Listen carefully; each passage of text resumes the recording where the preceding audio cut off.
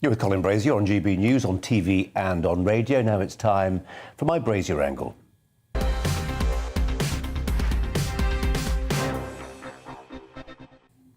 Well, as we fight fewer wars, we use soldiers more. It's a paradox, but not a mystery.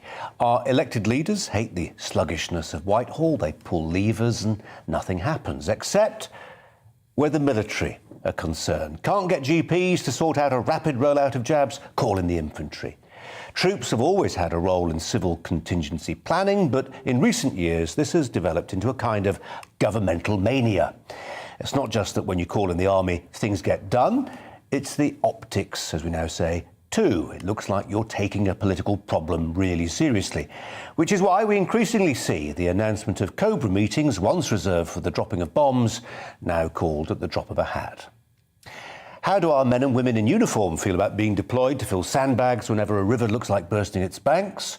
Probably happy to be busy and useful.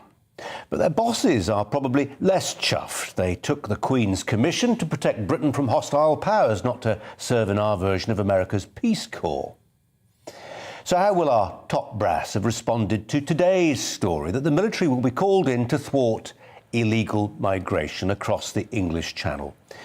I imagine there were a few salty expletives at the Admiralty. The Royal Navy has spent billions on aircraft carriers to project power in the Pacific. Are they now about to be told to use some of the world's most advanced maritime hardware to ward off dinghies armed with nothing more than an outboard motor? You can see the attraction for number 10. The most recent polling I could find on this suggested that 2/3 of Britons supported the idea of military intervention in the Channel. It would be popular, but would it work?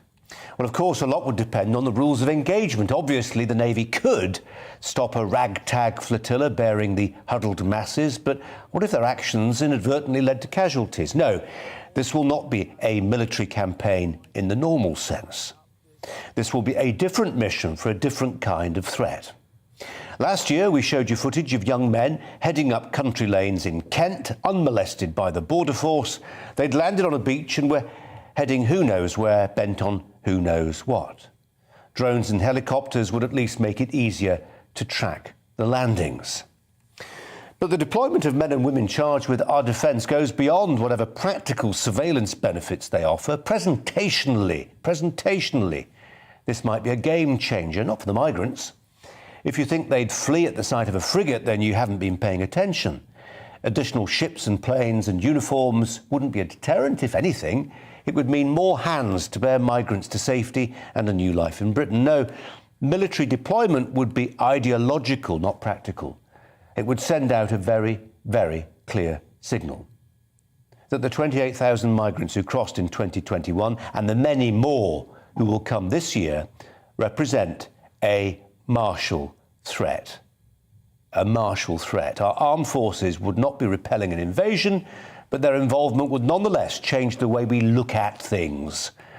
I say that because of the two migrant stories of historical and continental significance which unfolded last year.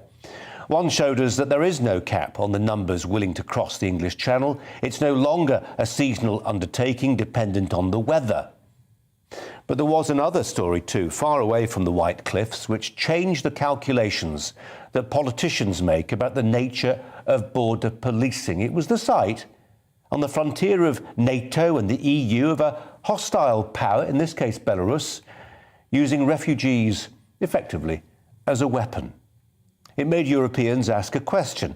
If an enemy thinks migrants harm us, maybe we ought to view them with spectacles that have a less rosy tint. Poland ordered in its army last year, and though the images were condemned as inhumane by the usual suspects, the policy worked. Probably haven't heard about that, but it did work. Thousands of migrants gave up and returned to the Middle East.